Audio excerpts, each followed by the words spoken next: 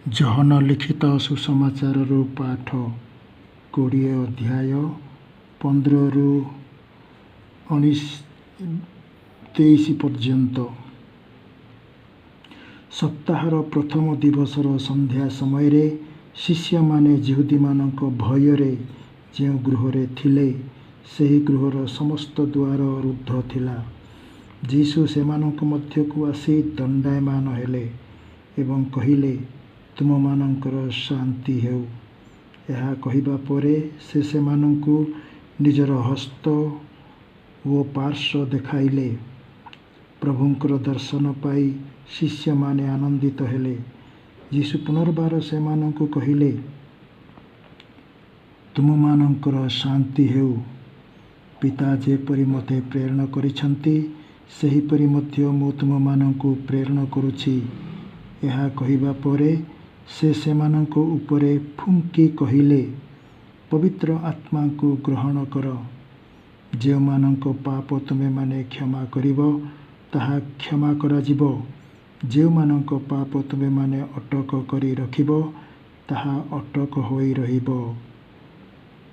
ପ୍ରଭୁଙ୍କର ସୁସମାଚାର। ପ୍ରିୟ ବନ୍ଧୁଗଣ, ଆମମାନେ ପାସ୍କାର 50ତମ ଦିବସକୁ ପେଣ୍ଟେକଷ୍ଟ ସମାରୋହ ଭାବେ ପାଳନ କରିଥାଉ। ଗ୍ରୀକ୍ ଭାଷାରେ ପେଣ୍ଟେକଷ୍ଟ କହିଲେ 50ତମ। ତେଣୁ ପୁନରୁତ୍ଥାନର 50ତମ ଦିବସକୁ ପେଣ୍ଟେକଷ୍ଟ ପର୍ବ, ଆଉ ପୁନରୁତ୍ଥାନର 40ତମ ଦିବସକୁ ସ୍ୱର୍ଗାରୋହଣ ପର୍ବ ରୂପେ ଆମମାନେ ପାଳନ କରିଥାଉ। ଯୀଶୁଙ୍କର ପୁନରୁତ୍ଥାନ ଆଉ ଯୀଶୁ ତାହାଙ୍କର ମୃତ୍ୟୁ ପୂର୍ବରୁ କହିଥିଲେ, ମୁଁ ଆଉ ଜଣେ ସହାୟକଙ୍କୁ ପଠାଇବି। ଯୀଶୁଖ୍ରୀଷ୍ଟ ହେଉଛନ୍ତି ଆମର ପ୍ରଥମ ସହାୟକ, ଆଉ ପବିତ୍ର ଆତ୍ମା ହେଉଛନ୍ତି ଆମର ଦ୍ୱିତୀୟ ସହାୟକ। ତେଣୁ ସେ କହିଥିଲେ, ମୁଁ ଆଉ ଜଣେ ସହାୟକଙ୍କୁ ପଠାଇବି, ଆଉ ସେ ତୁମ ସହିତ ସଦାକାଳ ରହିବେ। ଯୀଶୁ ଆମମାନଙ୍କ ସହିତ 40 ବର୍ଷ ପର୍ଯ୍ୟନ୍ତ ରହିଲେ, କିନ୍ତୁ ପବିତ୍ର ଆତ୍ମା ଆମମାନଙ୍କ ସହିତ ଆରମ୍ଭରୁ ଶେଷ ପର୍ଯ୍ୟନ୍ତ ରହିବେ। ଇଏ ହେଉଛି ପ୍ରଭୁ ଯୀଶୁଖ୍ରୀଷ୍ଟଙ୍କର ପ୍ରତିଜ୍ଞା। ତେଣୁ ସେ ପୁନରୁତ୍ଥାନ ପରେ 40 ଦିନ ପର୍ଯ୍ୟନ୍ତ ତାହାଙ୍କ ପୁନରୁତ୍ଥାନର ସାକ୍ଷ୍ୟ ଦେଲେ। ଆଉ ସେହିପରି ସେ ସ୍ୱର୍ଗାରୋହଣ କଲା ପରେ ମଧ୍ୟ ସେମାନଙ୍କୁ ବୁଝେଇଲେ ପବିତ୍ର ଆତ୍ମାଙ୍କ ବିଷୟରେ, କାରଣ ସେହି ପବିତ୍ର ଆତ୍ମା ମଧ୍ୟ ସେ ପୁନରୁତ୍ଥାନର ପ୍ରଥମ ଦିନରେ ହିଁ ସେମାନଙ୍କୁ ଦେଲେ। ତେଣୁ ଆମମାନେ ପଢ଼ୁଅଛୁ ସପ୍ତାହର ପ୍ରଥମ ଦିବସର ସନ୍ଧ୍ୟା ସମୟରେ। ସପ୍ତାହର ପ୍ରଥମ ଦିବସ ହେଉଛି ରବିବାର। ସପ୍ତାହର ସପ୍ତମ ଦିବସ ହେଉଛି ଶନିବାର। ହିବ୍ରୁ ଭାଷାରେ ସାବୋତ କହନ୍ତି। ସାବୋତ ମାନେ 7। ସେଥିପାଇଁ ଆମମାନେ ସପ୍ତାହର ପ୍ରଥମ ଦିନକୁ ରବିବାର, ଆଉ ସପ୍ତାହର ଶେଷ ଦିନକୁ ଆମେ ଶନିବାର କହିଥାଉ। ଆଉ ରବିବାରକୁ ମଧ୍ୟ ବେଳେବେଳେ ଅଷ୍ଟମ ଦିନ କହିଥାଉ। 7 ପରେ 8 ଆରମ୍ଭ ହୁଏ। ଏହିପରି ଭାବରେ ସଂଖ୍ୟା ଗୁଡ଼ାକ ଆମମାନେ ବେଳେବେଳେ ଗଣିଥାଉ। ତେଣୁ ରବିବାରକୁ ପ୍ରଥମ ଦିନ ବା ଅଷ୍ଟମ ଦିନ ବି କହିଥାଉ। ତେଣୁ ଯୀଶୁ ପୁନରୁତ୍ଥାନର ସନ୍ଧ୍ୟା ସମୟରେ ହିଁ ତାହାଙ୍କର ପ୍ରେରିତମାନଙ୍କୁ ସେ ଦେଖାଦେଲେ। ଆଉ ସେହି ଉପର କୋଠରୀରେ ମା ମାରିଆଙ୍କ ସହିତ 120 ଜଣ ଲୋକ ଥିଲେ। ସେମାନେ ଯିହୁଦୀମାନଙ୍କ ଭୟରେ ସେମାନେ ସେହି ଗୃହରେ ରହୁଥିଲେ। ଗୃହର ଦ୍ୱାର ଗୁଡ଼ାକ ବନ୍ଦ ଥିଲେ ମଧ୍ୟ ସନ୍ଧ୍ୟା ସମୟରେ ଯୀଶୁ ଆସି ସେମାନଙ୍କୁ ଅଭିବାଦନ କଲେ, ତୁମମାନଙ୍କର ଶାନ୍ତି ହେଉ। ଆଉ ଥରେ ସେ ସେମାନଙ୍କୁ କହିଲେ, ତୁମମାନଙ୍କର ଶାନ୍ତି ହେଉ, କାରଣ ସେମାନେ ଭୟରେ ଥିଲେ। ତେଣୁ ପ୍ରଭୁ ଯୀଶୁଖ୍ରୀଷ୍ଟ ସେମାନଙ୍କୁ ଶାନ୍ତି ପ୍ରଦାନ କରୁଛନ୍ତି, ନିଜର ଶାନ୍ତି ପ୍ରଦାନ କରୁଛନ୍ତି। ସେହିପରି ସେ କହୁଛନ୍ତି, ପିତା ଯେପରି ମୋତେ ସ୍ୱର୍ଗରୁ ଏହି ପୃଥିବୀକୁ ପ୍ରେରଣ କଲେ, ସେହିପରି ମୁଁ ତୁମମାନଙ୍କୁ ପ୍ରେରଣ କରୁଛି। ଏହି ଜେରୁସାଲେମରୁ ଜୁଦେୟା, ସାମାରିଆ, ଗାଲିଲି ଆଉ ପୃଥିବୀର ବିଭିନ୍ନ ଅଞ୍ଚଳକୁ ତମେ ଯାଇ ସୁସମାଚାର ପ୍ରଚାର କର। ଆଉ ବର୍ତ୍ତମାନ ତୁମେ ପବିତ୍ର ଆତ୍ମାଙ୍କୁ ଗ୍ରହଣ କର। ସେ ଫୁଙ୍କିକି କହିଲେ, ପବିତ୍ର ଆତ୍ମାକୁ ଗ୍ରହଣ କର। ତେଣୁ ପବିତ୍ର ଆତ୍ମା ହେଉଛି କପୋତ ପରି, ପବନ ପରି, ଅଗ୍ନି ପରି। ତେଣୁ ପବିତ୍ର ଆତ୍ମାଙ୍କର ଅନେକ ପ୍ରତୀକ ଅଛି। ଜଳ ପରି, ତୈଳ ପରି, ଆଙ୍ଗୁଠି ପରି, ହସ୍ତ ପରି, ଏ ବିଭିନ୍ନ ରକମର ଚିହ୍ନ ଗୁଡ଼ାକ ଅଛି।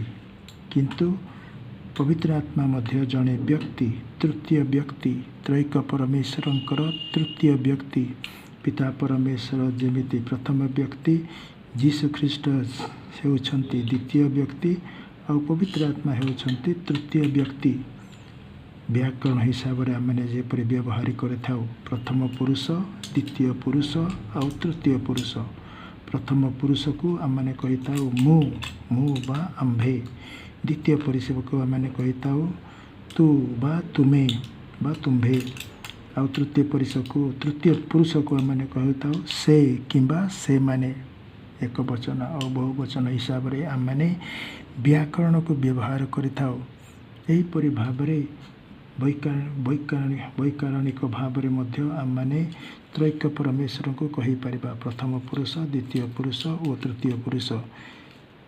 ହେଲେ ସେମାନେ ତିନି ପୁରୁଷ ହେଲେ ମଧ୍ୟ ତିନି ନୁହନ୍ତି, ଏକ ପରମେଶ୍ୱର, ତିନି ବ୍ୟକ୍ତି। ଇଏ ହେଉଛି କାଥୋଲିକ ମାନଙ୍କର ବିଶ୍ୱାସ।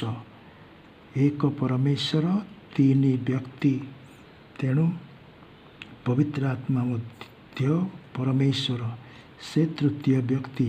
ଯୀଶୁଖ୍ରୀଷ୍ଟ ମଧ୍ୟ ପରମେଶ୍ୱର, ସେ ଦ୍ୱିତୀୟ ବ୍ୟକ୍ତି। ଆଉ ପିତା ପରମେଶ୍ୱର ମଧ୍ୟ ବ୍ୟକ୍ତି, ସେ ପ୍ରଥମ ବ୍ୟକ୍ତି।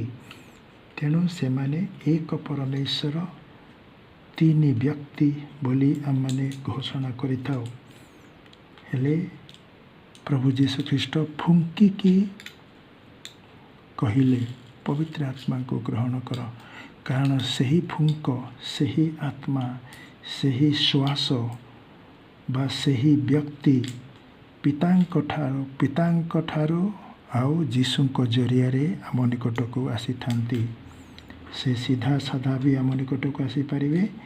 କିନ୍ତୁ ଏହି ତ୍ରୈକ୍ୟ ପରମେଶ୍ୱର, ଏମାନେ ସଦାବେଳେ ମିଶିକି ଅଛନ୍ତି। ସେମାନେ ଏକତ୍ର ବସବାସ କରନ୍ତି, ଏକତ୍ର ଅବସ୍ଥାନ କରନ୍ତି। ସେମାନେ ତିନି ହିଁ ଏକ ହୋଇପାରନ୍ତି, ସେମାନେ ଭିନ୍ନ ଭିନ୍ନ ମଧ୍ୟ ରହିପାରନ୍ତି। ଯେପରି ଇତିହାସରେ ଆମେ ଦେଖୁଛୁ, ପୁରାତନ ବିଧାନରେ ପିତା ପରମେଶ୍ୱର ଆବିର୍ଭୂତ ହେଲେ ତାହାଙ୍କର